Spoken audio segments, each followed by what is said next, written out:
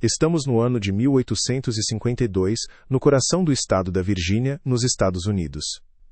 Uma terra de colinas verdes e vastas plantações de algodão, onde a riqueza e a honra de uma família eram medidas pela grandiosidade de suas mansões e pelo número de almas que possuíam como propriedade.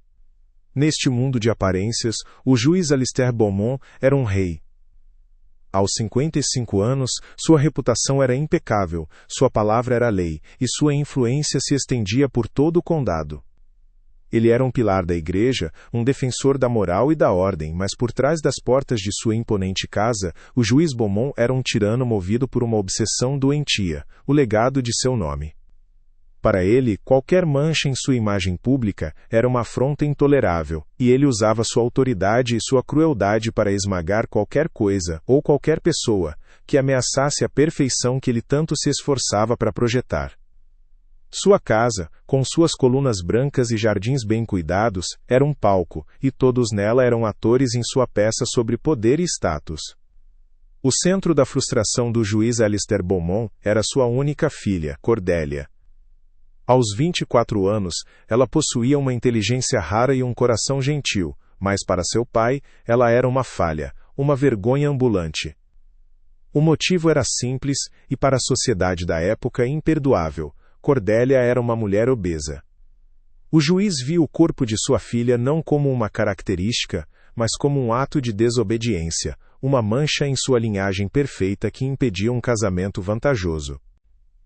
Ele a submetia a uma rotina de humilhações, apresentando-a a pretendentes que ele sabia que a desprezariam apenas para reforçar seu controle.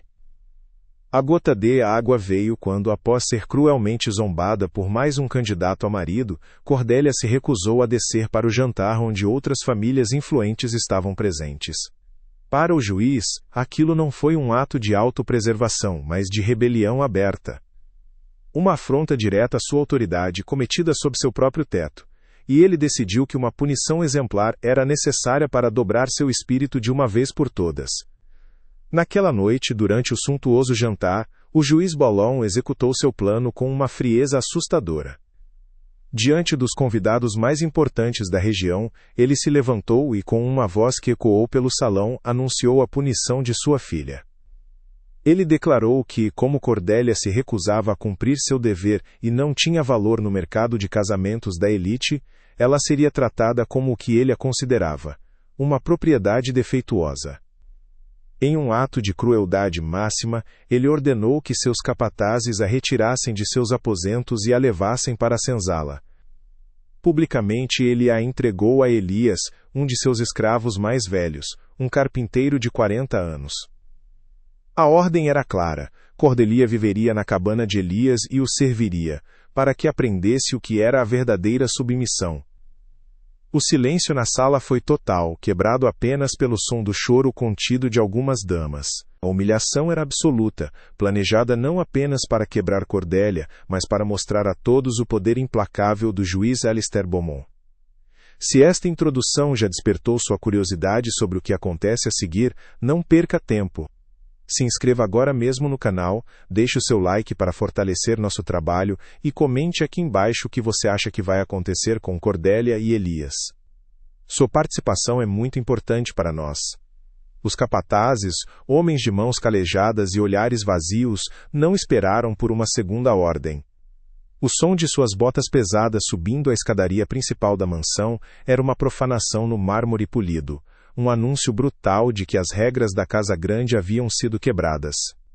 Eles abriram a porta do quarto de Cordélia sem bater.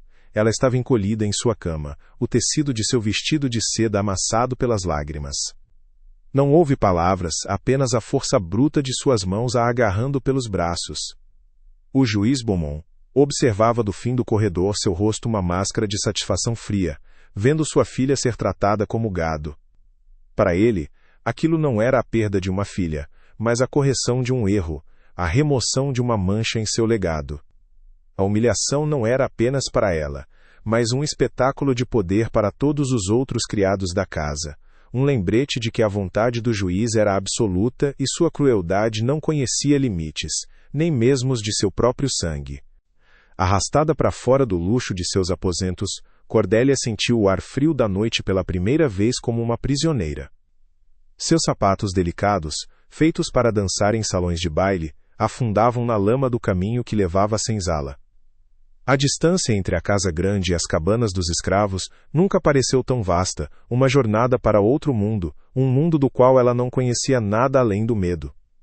As luzes fracas das lamparinas nas janelas das cabanas revelavam rostos curiosos e apavorados, olhos que a observavam ser levada para seu destino. Cada passo era uma nova camada de vergonha.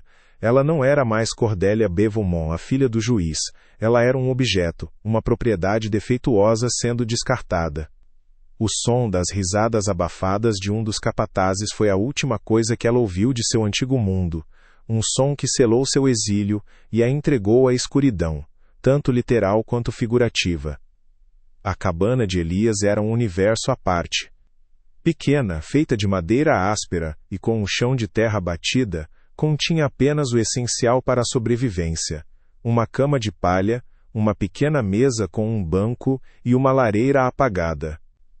Elias estava de pé no centro do cômodo, quando os capatazes empurraram Cordélia para dentro.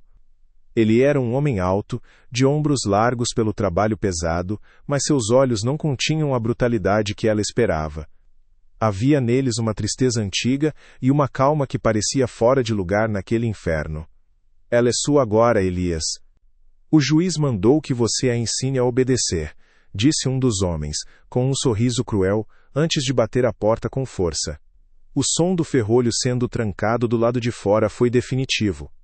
Cordélia estava presa, entregue a um estranho, no lugar mais baixo daquela sociedade, esperando que o terror que sentia se transformasse em realidade a qualquer momento.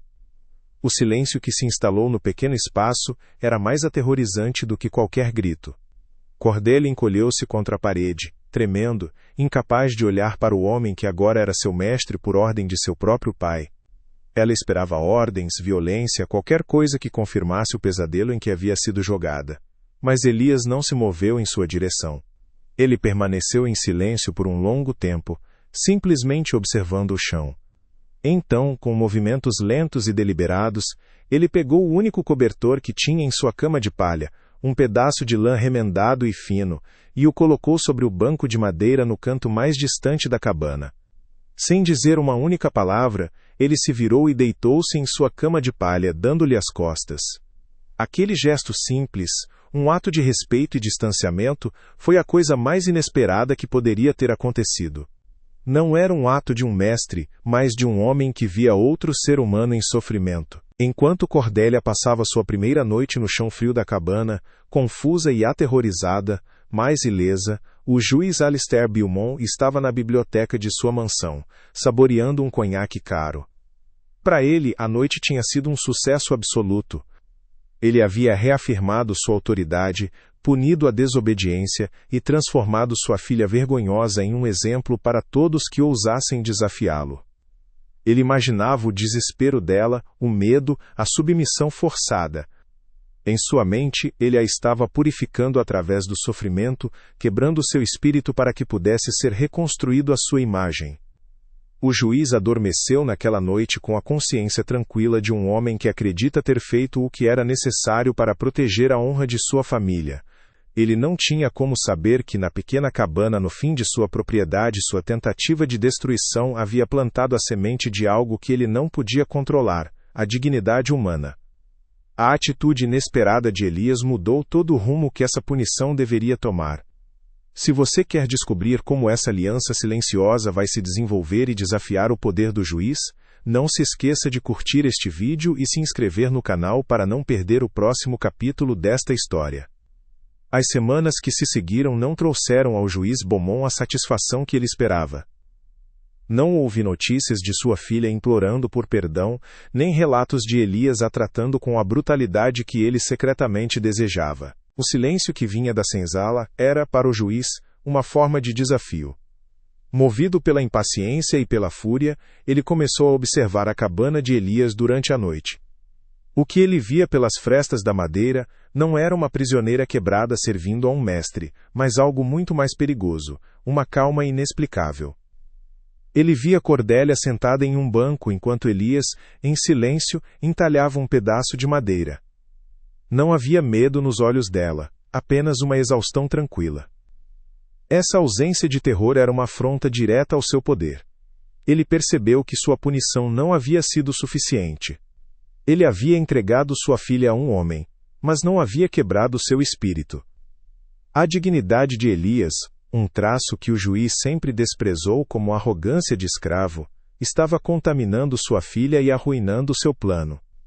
Alistair Beaumont entendeu seu erro. A humilhação não podia ser privada, confinada a uma cabana escura. Precisava ser um espetáculo público, diário e inegável. Se a proximidade com um escravo não a quebrava, então o trabalho de um escravo o faria. Ele elaborou um novo castigo, uma crueldade calculada para destruir não apenas o espírito de Cordélia, mas também seu corpo. Ela não seria mais uma serviçal de um homem só, mas uma trabalhadora do campo, exposta ao sol impiedoso da Virgínia. Ele a colocaria para colher algodão com as próprias mãos, ao lado dos outros escravos, sob o chicote do capataz. A imagem de sua filha, a herdeira dos Beaumont, coberta de suor e terra com as mãos sangrando, seria a prova final de seu domínio. Ele queria que todos vissem, desde os escravos até as famílias vizinhas, que a desobediência a ele resultava na aniquilação completa da identidade, transformando uma dama em menos que um animal de carga. A dor física, ele raciocinou, era a única linguagem que um espírito teimoso como o dela entenderia. Na manhã seguinte, a porta da cabana foi arrombada com a violência de um pontapé. O capataz, um homem corpulento chamado Silas, cujos olhos pequenos não continham nada além de desprezo, invadiu o pequeno espaço. Ele não se dirigiu a Elias, que se pôs de pé instintivamente para proteger Cordélia. Outro homem o segurou, prendendo seus braços para trás. Silas agarrou Cordélia pelo braço e a arrastou para fora. Com um único puxão, ele rasgou o vestido de seda que ela ainda usava, o último vestígio de sua vida anterior. Em seu lugar, jogou-lhe uma túnica de estopa áspera e suja, a mesma vestimenta usada pelas mulheres que trabalhavam nos campos. A humilhação foi instantânea e avassaladora. Vestida com o uniforme da desesperança, ela foi empurrada na direção dos campos de algodão. Elias foi forçado a assistir a tudo, seus músculos tensos de uma raiva que ele não podia demonstrar. Seus olhos encontraram os de Cordélia por um breve segundo, um momento de dor compartilhada que o capataz quebrou com um empurrão brutal. O primeiro dia no campo foi um inferno que Cordélia jamais poderia ter imaginado. O sol da Virgínia era um inimigo implacável, queimando sua pele desacostumada e a deixando tonta em poucas horas. Suas mãos, que só conheciam o toque de teclas de piano e agulhas de bordado, foram rapidamente dilaceradas pelas cápsulas afiadas do algodão. A dor era uma agonia constante, subindo por seus braços e se instalando em suas costas. Os outros escravos trabalhavam ao seu redor em um ritmo mecânico, seus rostos impassíveis. Eles não lhe ofereciam ajuda nem simpatia. Ela era um mau presságio, um lembrete da crueldade imprevisível do mestre e uma ameaça ao delicado equilíbrio de sua sobrevivência. O chicote de Silas estalava no ar perto dela sempre que seu ritmo diminuía, um lembrete sonoro e constante de que ela não era mais a filha do juiz, mas apenas mais uma mão de obra a ser explorada até o limite da exaustão. Cada fibra de seu ser gritava por um fim que não chegava. Da varanda de sua mansão, o juiz Beaumont observava a cena através de uma luneta de latão. Cada detalhe do sofrimento de sua filha era perfeitamente visível para ele, e cada um lhe trazia uma satisfação sombria e profunda. Ele via o suor escorrendo por seu rosto, a maneira como ela cambaleava de exaustão, as manchas de sangue em suas mãos enquanto ela tentava desajeitadamente arrancar o algodão. Para ele, aquela imagem não era de uma tragédia familiar, mas da ordem sendo restaurada. Ele estava purificando sua linhagem através do fogo da provação, queimando a desobediência e a vergonha para fora dela. Acreditava firmemente que, ao destruir a mulher que ela era, estava criando a filha que ele sempre quis, uma criatura submissa, vazia de vontade própria, cujo único propósito seria obedecer. Ele sorveu seu chá da manhã lentamente, convencido de que sua vitória era agora uma questão de tempo. O espírito dela, ele tinha certeza, logo se quebraria sob o peso daquele corpo exausto. Enquanto Cordélia era torturada pelo sol, Elias era submetido a uma tortura diferente. Ele foi mantido em sua oficina de carpintaria, mas sob vigilância constante. Cada martelada, cada corte na madeira era observado. Ele sabia que qualquer tentativa de intervir, de levar água para Cordélia ou de confrontar o capataz, resultaria em uma punição terrível para ambos. A impotência era um veneno que corroía sua alma. À noite, quando Cordélia era jogada de volta na cabana, um corpo trêmulo e quase inconsciente, a verdadeira rebelião de Elias começava. No silêncio e na escuridão, ele limpava os cortes em suas mãos com um pano úmido, aplicava pomadas de ervas que ele mesmo fazia, e dividia com elas sua ínfima porção de pão de milho e água. Ele não falava, pois as palavras eram inúteis diante daquela brutalidade. Seus atos de cuidado eram sua única arma, um juramento silencioso de que enquanto o juiz tentava apagar a humanidade dela, ele estaria ali para reafirmá-la. Após vários dias sob o regime brutal, o corpo de Cordélia atingiu seu limite. Em uma tarde particularmente quente, quando o ar parecia pesado demais para respirar, sua visão escureceu e suas pernas cederam. Ela desabou no meio de uma fileira de algodão, seu rosto na terra quente, e não se moveu mais. O capataz, Silas, aproximou-se e a cutucou com a ponta de sua bota, esperando uma reação. Não houve nenhuma. Um silêncio estranho caiu sobre o campo. Os outros escravos pararam de trabalhar, olhando para a figura imóvel no chão. Da varanda, o juiz Beaumont baixou sua luneta, uma pontada de incerteza atravessando sua satisfação pela primeira vez. Ele havia calculado mal a fragilidade do corpo dela? A punição exemplar havia se transformado em um assassinato?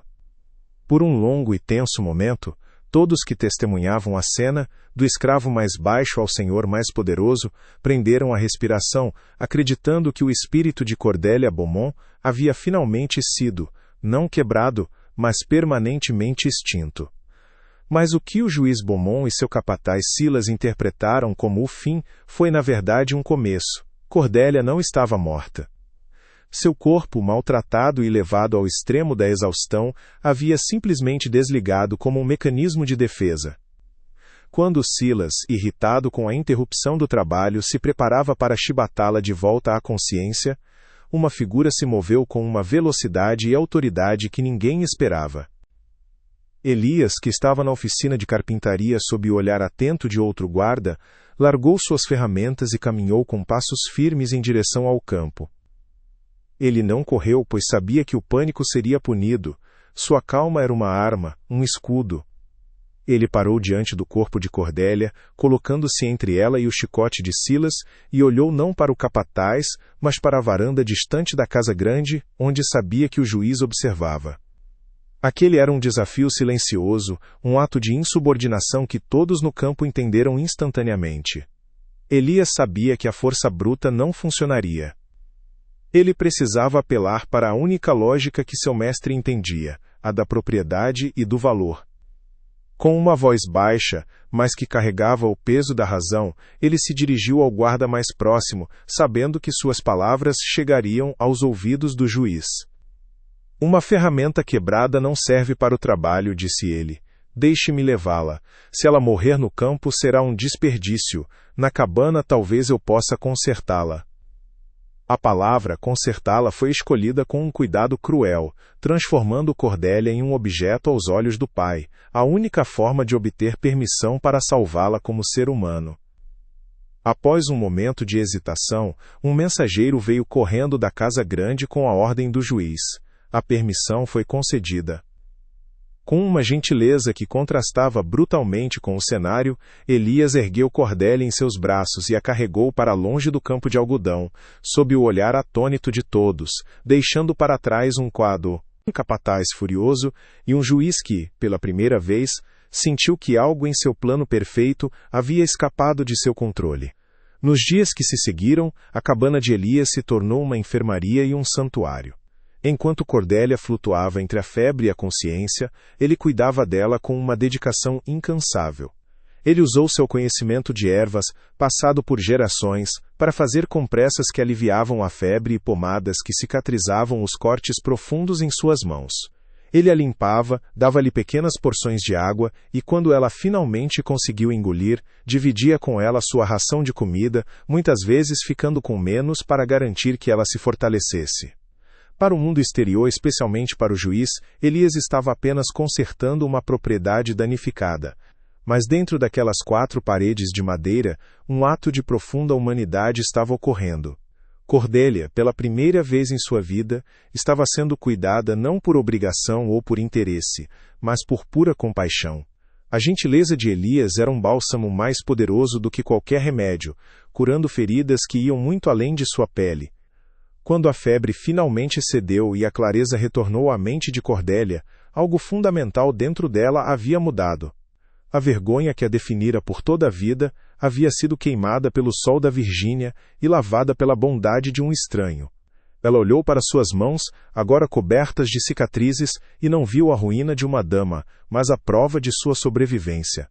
Ela observava Elias em silêncio, a maneira como ele se movia com propósito, a dignidade em seu olhar, a resiliência em cada gesto.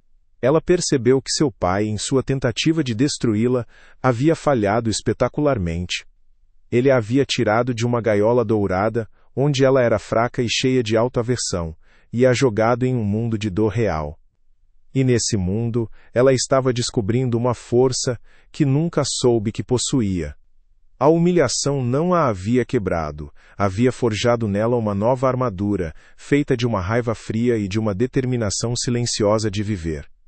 Uma noite, enquanto Elias entalhava um pequeno pedaço de madeira sob a luz fraca de uma vela, Cordélia quebrou o silêncio que havia se tornado a norma entre eles. Por quê? Ela perguntou, sua voz ainda fraca, mas firme. Por que você me ajuda? Eu sou o símbolo da sua opressão, a filha do homem que te possui. Elias não parou seu trabalho, seus dedos habilidosos continuando a dar forma à madeira. Após um longo momento, ele respondeu sem olhá-la. O juiz te deu para mim como uma punição. Mas ele se enganou. Ele não me deu uma punição, ele me deu uma testemunha. Uma testemunha da crueldade dele, a mesma crueldade que tirou minha esposa e meu filho de mim anos atrás. Eu não cuido da filha do meu mestre. Eu cuido de outra alma que ele tentou esmagar. E nós, os esmagados, precisamos nos manter de pé juntos. Naquela confissão, a aliança secreta deles foi selada. Não era uma aliança de amor romântico, mas algo muito mais profundo, uma aliança de sobreviventes. A partir daquele momento, a dinâmica na cabana mudou. A recuperação de Cordélia não era mais passiva. Ela começou a aprender com Elias não apenas sobre ervas, mas sobre como sobreviver naquele ambiente hostil. Ele a ensinou a identificar os sinais do tempo, a economizar energia, a encontrar água potável. Em troca, Cordélia ofereceu a Elias a única coisa de valor que ela possuía, seu conhecimento. Ela descobriu que ele era analfabeto e, em segredo, começou a ensiná-lo a ler e a escrever, usando um pedaço de carvão e as tábuas do chão como lousa. Ensinar um escravo a ler era um crime grave, punível com a morte para ele e com um castigo severo para ela. Mas o risco compartilhado apenas fortaleceu o laço entre eles. Cada letra que ele aprendia a formar era um pequeno ato de rebelião, uma vitória silenciosa contra o sistema que queria mantê-los na ignorância e na submissão. O juiz Beaumont, observando de longe, viu apenas o que queria vereador. Quando Cordélia foi considerada consertada e enviada de volta aos campos, ele notou uma mudança em seu comportamento. Ela não chorava mais, não reclamava, nem desmaiava. Ela trabalhava de forma lenta, mas constante, com uma expressão vazia que ele interpretou como a submissão final, a aceitação de seu destino. Ele se parabenizou por seu método brilhante. Ele acreditava ter esvaziado sua filha de toda a sua teimosia e orgulho, transformando-a em uma concha obediente. O que ele não via era a inteligência por trás daquele olhar. Cordélia estava aplicando as lições de Elias: conservar energia, trabalhar em um ritmo que não a quebrasse, observar tudo e todos ao seu redor. Ela não estava submissa, estava se tornando uma estrategista, aprendendo o funcionamento da plantação a partir de sua posição mais baixa, acumulando conhecimento que um dia poderia usar. As noites na cabana se transformaram em um centro de conspiração silenciosa, enquanto a plantação dormia, a educação mútua continuava. Elias, agora capaz de soletrar palavras simples, contava a Cordélia sobre as fraquezas da propriedade, os guardas que bebiam em serviço, os pontos cegos na vigilância, as rotas secretas que outros escravos usavam para se comunicar entre as plantações. Cordélia, por sua vez, usava sua mente afiada, antes ocupada com literatura e música, para analisar essas informações. Ela começou a entender a estrutura de poder, a logística da colheita, as finanças de seu pai. Ela percebeu que a força do juiz não estava apenas em sua crueldade, mas na imagem de controle absoluto que ele projetava, e uma imagem, ela sabia, podia ser quebrada. A transformação de Cordélia estava completa, embora invisível para seus opressores. Fisicamente, ela estava mais magra e forte, seu corpo endurecido pelo trabalho manual. Mas a mudança mais profunda era interna. A mulher frágil e insegura que vivia na mansão havia morrido no campo de algodão. Em seu lugar, ergueu-se uma sobrevivente com uma mente calculista e um coração endurecido pela injustiça. Ela e Elias não falavam abertamente sobre vingança, pois a palavra era perigosa demais. Mas ambos sabiam que estavam se preparando para algo. Cada pedaço de conhecimento compartilhado, cada gesto de solidariedade, era um tijolo na construção de um plano que ainda não tinha forma, mas que era alimentado por um desejo mútuo de justiça. O juiz acreditava ter vencido a batalha por sua honra, sem saber que, na humilde cabana de seu escravo, ele havia criado os arquitetos de sua própria ruína. O outono chegou a Virgínia pintando as folhas de vermelho e dourado, mas para Cordélia, as cores não traziam beleza, apenas o sinal de que a colheita de algodão estava chegando ao fim. Meses de trabalho forçado haviam transformado seu corpo. A gordura que seu pai tanto desprezava havia se convertido em músculos firmes sob a pele bronzeada e cheia de cicatrizes. Sua mente, no entanto, era sua maior arma. Ela não era mais uma vítima, era uma observadora silenciosa, uma estrategista disfarçada de escrava submissa. O juiz Beaumont, por sua vez, estava mais triunfante do que nunca. Ele via a obediência silenciosa de sua filha como a prova final de seu poder, o resultado perfeito de sua disciplina cruel. Ele se preparava para a visita de um importante comerciante de Boston, um homem chamado Jonathan Sterling, cuja parceria garantiria a prosperidade dos Beaumont por mais uma geração. Para o juiz, o futuro nunca parecera tão brilhante e seguro, construído sobre a ruína do espírito de sua própria filha. A oportunidade para o contra-ataque surgiu de uma conversa casual que Cordélia ouviu entre dois capatazes. Eles falavam sobre o cuidado extremo que o juiz tinha com seu livro Razão, o grande livro de couro onde cada transação, cada peso de algodão e cada centavo eram registrados. Ele o guardava trancado em seu escritório e o revisava todas as noites, uma rotina que beirava a paranoia. Naquela mesma noite, na escuridão da cabana, Cordélia compartilhou essa informação com Elias. Ela sabia que a obsessão de seu pai por controle e aparência era seu ponto mais forte, mas também poderia ser sua maior fraqueza. Se houvesse um segredo sujo na fortuna dos Beaumont, ele estaria escondido naquelas páginas. A ideia de um plano começou a tomar forma em sua mente, um plano arriscado e perigoso, mas que poderia destruir o juiz usando a única coisa que ele realmente valorizava, sua reputação de homem de negócios impecável e honrado.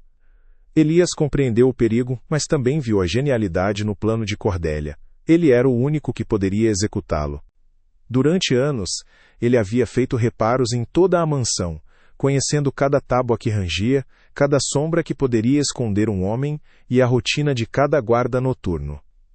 Numa noite sem lua, enquanto a casa grande dormia sob um manto de silêncio, Elias se moveu. Ele não era um escravo fugindo, mas um fantasma em sua própria prisão, deslizando pelos corredores que ele mesmo ajudou a construir. Chegou ao escritório do juiz, um santuário de poder e riqueza, e com uma ferramenta fina que ele mesmo forjou, abriu a fechadura da gaveta da escrivaninha. Ele não pegou o livro inteiro, pois seu desaparecimento seria notado imediatamente. Em vez disso, com as mãos firmes de um carpinteiro, ele removeu cuidadosamente algumas páginas do meio do livro, páginas que detalhavam os registros das últimas colheitas enviadas para o norte. Com o mesmo cuidado, ele voltou para a escuridão, o coração martelando contra as costelas. Sob a luz bruxuleante de uma vela feita de sebo, Cordélia examinou as páginas roubadas. Seus dedos, agora calejados, traçaram as linhas de números e anotações feitas com a caligrafia elegante de seu pai. No início, tudo parecia em ordem. Mas sua mente, treinada em lógica e detalhes, começou a notar pequenas discrepâncias. Ela comparou os números de produção que ela mesma havia observado nos campos com os totais registrados para a venda. Havia uma diferença consistente, uma margem de lucro que não podia ser explicada. Foi então que ela entendeu a fraude. O juiz Alistair B. Beaumont, o pilar da moralidade da Virgínia, estava sistematicamente adulterando os registros. Ele misturava algodão de qualidade inferior com o de primeira, mas registrava tudo como sendo da melhor safra. Ele inflava os pesos dos fardos, enganando seus compradores em centenas de libras a cada remessa. A honra de seu pai era uma farsa, construída sobre mentiras e roubos. A descoberta não trouxe alegria, mas uma clareza fria e cortante. Expor a fraude não seria fácil. A palavra de uma filha deserdada e de um escravo não valeria nada contra a de um juiz poderoso. Cordélia sabia que a revelação precisava vir de uma fonte que ninguém pudesse contestar: o próprio comprador. O plano final foi traçado com uma precisão cirúrgica. Eles não iriam denunciar o juiz. Em vez disso, iriam armar uma armadilha para que ele se denunciasse sozinho. Usando as páginas roubadas, Cordélia redigiu um novo manifesto de carga, um documento que descrevia com exatidão a quantidade e a qualidade real do algodão que seria enviado para o comerciante de Boston Jonathan Sterling. Este documento, contendo a verdade, seria a isca. O plano era substituir o manifesto fraudulento de seu pai pelo verdadeiro, pouco antes de a carga ser selada e enviada. A discrepância entre o contrato e a carga real seria tão gritante que Sterling não teria outra opção a não ser investigar. A vingança está em movimento e o juiz nem desconfia de nada. Se você está ansioso para ver a queda desse tirano e o que vai acontecer a seguir, não se esqueça de deixar o seu like neste vídeo e comentar Justiça para Cordélia aqui embaixo. Sua interação nos ajuda a trazer mais histórias como esta. A execução do plano exigiu a coragem de Elias. No dia do envio da carga, a plantação fervilhava de atividade. O juiz supervisionava tudo pessoalmente, seu peito estufado de orgulho. Elias, encarregado de fazer os reparos finais nos caixotes de transporte, encontrou sua oportunidade.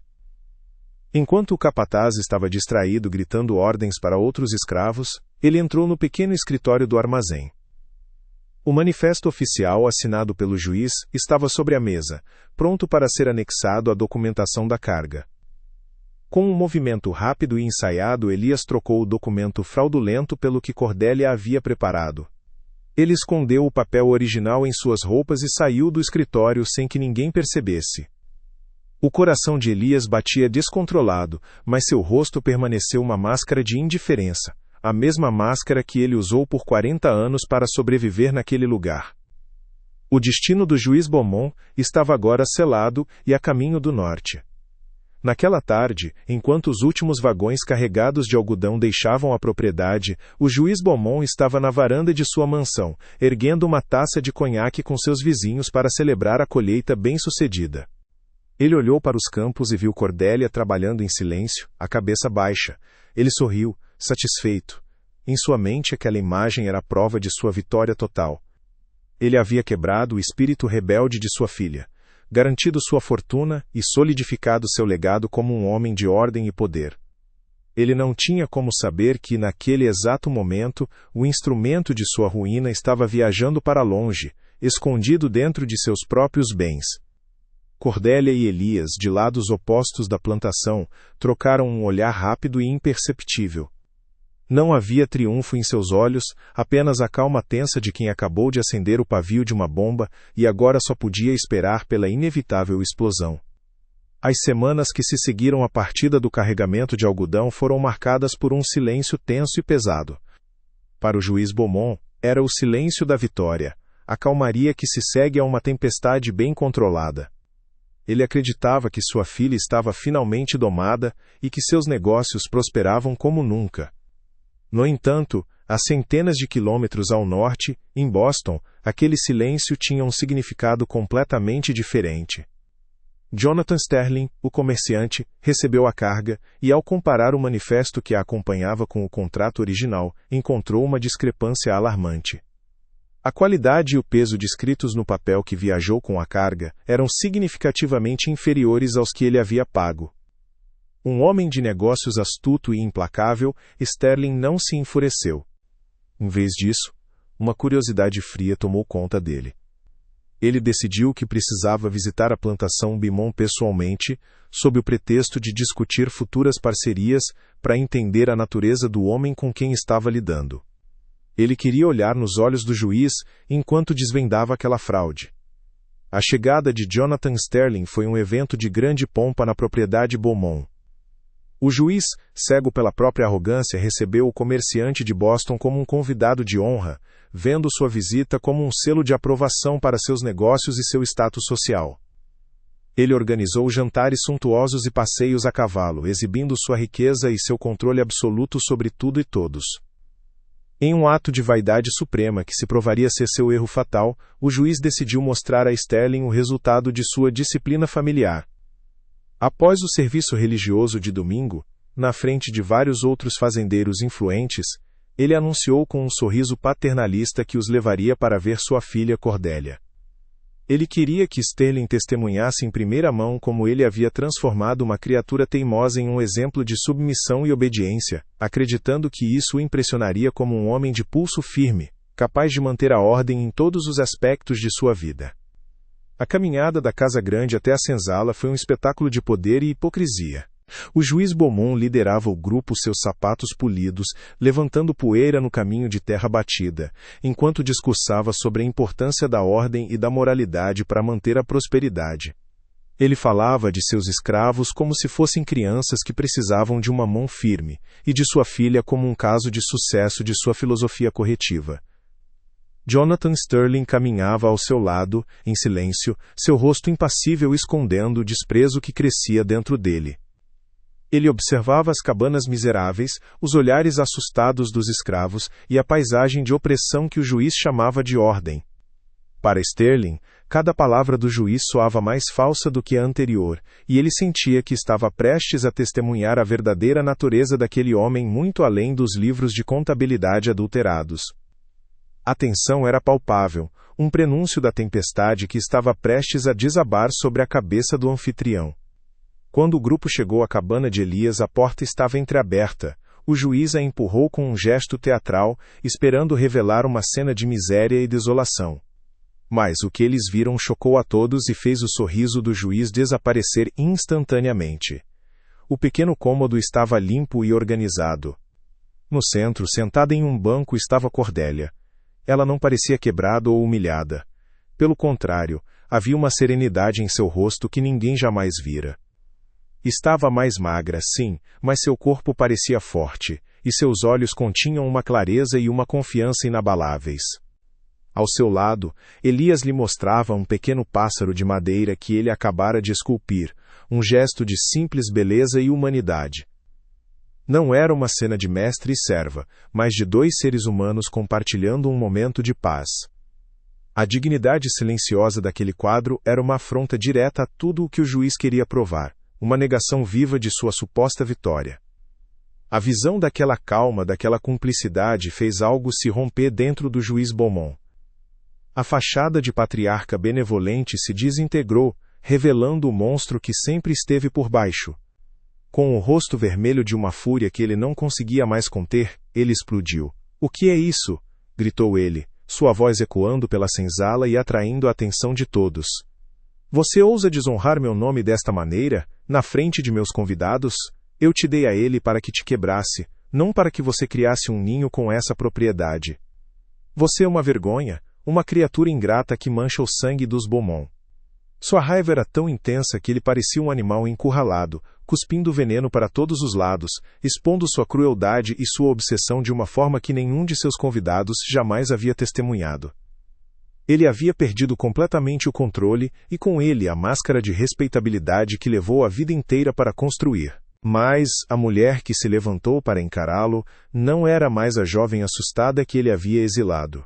Cordelia se ergueu com uma calma que era mais poderosa do que qualquer grito.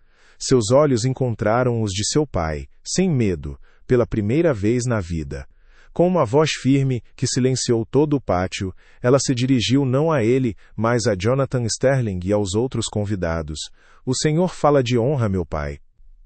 Mas que honra existe em humilhar sua própria filha por causa de sua aparência? Que honra existe em tratar seres humanos como animais de carga?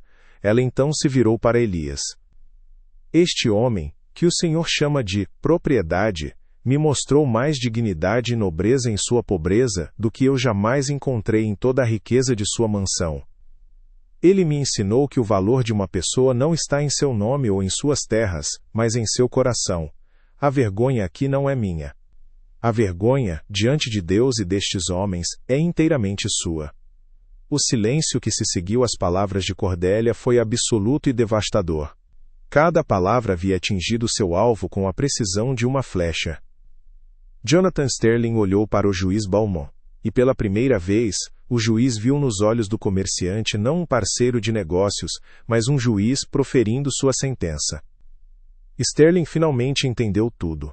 A fraude nos manifestos de carga era apenas um sintoma da podridão moral do homem à sua frente. Os outros fazendeiros se afastaram lentamente do juiz, seus rostos uma mistura de choque e repulsa. A humilhação, a arma que Alistair Beaumont usou com tanta maestria durante toda sua vida, havia se virado contra ele de forma espetacular. Ele estava exposto, nu em sua tirania, não como um patriarca poderoso, mas como um homem pequeno e cruel, destruído pela dignidade de um escravo e pela força de uma filha que ele falhou em quebrar. Naquele momento, seu mundo, construído sobre a frágil fundação da aparência, desmoronou completamente. A ruína do juiz Alistair Beaumont não foi uma queda lenta e gradual, mas um colapso súbito e completo, como uma casa cujos alicerces são arrancados de uma só vez. Naquela mesma tarde, Jonathan Sterling e os outros fazendeiros partiram sem se despedir, deixando o juiz sozinho no pátio da senzala, cercado pelo silêncio acusador de seus próprios escravos. A notícia do escândalo se espalhou como fogo em pasto seco. Em questão de semanas, seus parceiros de negócios cancelaram contratos, citando preocupações morais. Os convites para jantares e eventos sociais pararam de chegar. As pessoas que antes o reverenciavam agora atravessavam a rua para não cruzar seu caminho. Ele se tornou um fantasma em sua própria vida, assombrando os corredores de uma mansão vazia, um rei deposto cujo reino se resumia à sua própria amargura. Sua obsessão por legado resultou exatamente no oposto. Seu nome se tornou sinônimo não de honra, mas de tirania e vergonha, uma mancha que nem o tempo conseguiria apagar. Enquanto seu pai se afogava em sua própria desgraça, Cordélia agia com uma determinação que ela nunca soube que possuía. Ela se lembrou de um fundo fiduciário que sua falecida mãe havia deixado para ela, um dinheiro que só poderia ser acessado com a ajuda de um advogado e que seu pai sempre havia desconsiderado. Com a ajuda de um pastor local que secretamente apoiava a causa abolicionista, ela conseguiu contatar um advogado na cidade vizinha. O processo foi discreto, mas rápido. Em uma manhã fria de outono, Cordélia e Elias se apresentaram no tribunal do condado, não como mestre e escravo, nem como filha e propriedade, mas como duas pessoas livres. Diante de um escrivão indiferente, Cordélia usou o dinheiro de sua mãe para comprar a liberdade de Elias. O papel da manumissão assinado e selado não era apenas um documento legal, era a certidão de óbito do mundo do juiz Beaumont e a certidão de nascimento de uma nova vida para eles, uma vida que eles mesmos escolheriam, longe da sombra daquela plantação. Eles não ficaram na Virgínia um dia a mais do que o necessário. Com uma pequena carroça contendo seus poucos pertences, as ferramentas de carpintaria de Elias, alguns livros de Cordélia e o pequeno pássaro de madeira, eles viajaram para o norte, em direção à Pensilvânia, um estado livre. A jornada foi longa e difícil, mas a cada milha que deixavam para trás, o peso do passado diminuía. Eles se estabeleceram em uma pequena comunidade rural onde ninguém conhecia o nome Beaumont. Elias abriu uma oficina de carpintaria, e sua habilidade com a madeira logo lhe rendeu o respeito de seus novos vizinhos. Cordelia, livre da opressão da balança e dos olhares julgadores, encontrou trabalho como professora para os filhos dos fazendeiros locais. Eles não se casaram no sentido tradicional da palavra, pois seu vínculo era algo que as convenções sociais não podiam definir. Eram parceiros, sobreviventes, duas almas que haviam encontrado a salvação uma na outra, construindo um lar não com tijolos e argamassa, mas com respeito e dignidade mútua. Se essa história te impactou de alguma forma, não se esqueça de se inscrever no canal, deixar seu like e comentar aqui embaixo o que achou. Na Virgínia, a história da nobre obesa e do escravo carpinteiro se tornou uma lenda local, contada em voz baixa nas varandas e nas senzalas. Para os senhores, era um conto de advertência sobre os perigos da arrogância e da crueldade desmedida. Para os escravizados, era uma história de esperança, um sussurro de que a dignidade era uma fortaleza que nenhum chicote poderia derrubar. O legado final do juiz Bimon não foi a linhagem pura que ele tanto almejava, mas uma lição moral gravada na memória daquela terra. Ele provou, através de sua própria queda, que a verdadeira nobreza não está no sangue, na riqueza ou no poder, mas na capacidade de enxergar e honrar a humanidade no outro. Em sua tentativa de usar um homem como instrumento de tortura, ele inadvertidamente o transformou em um professor, e ao tentar quebrar sua filha, ele apenas a ensinou a ser livre. A maior vingança deles não foi a ruína do juiz, mas a vida pacífica e digna que construíram juntos, provando que a bondade, em um mundo projetado para esmagá-la, é o ato de rebelião mais poderoso de todos.